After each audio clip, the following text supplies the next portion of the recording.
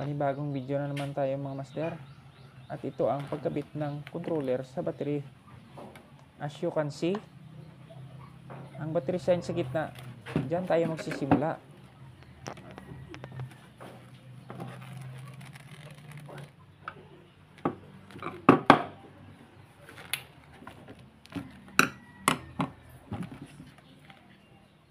Ayan, at nag-on na ang LCD ng ating controller. Sunod naman nating ikabit ang solar PV cable na nanggaling sa ating solar panel. Lagi niyong tatandaan na ang positive wire ay palaging nasa kaliwa. Iwasan niyong magkabaliktad upang hindi masira ang controller niyo.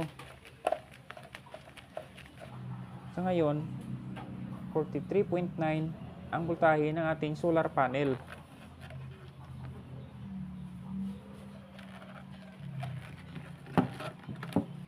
Ang pulang wire na to ay dapat nakakonekta dito sa gitna ng inyong receptacle.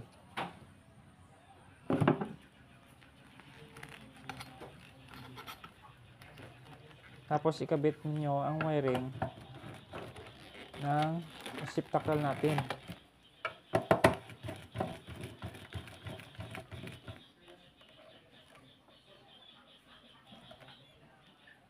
Dapat nakaganyan ang pagkabit ng mga wiring ninyo.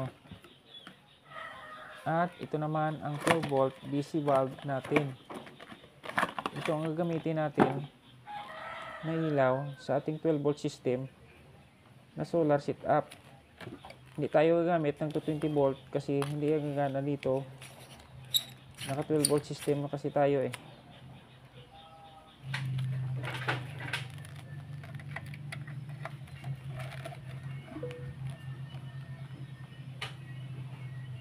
At naka-charge na rin ang cellphone ko.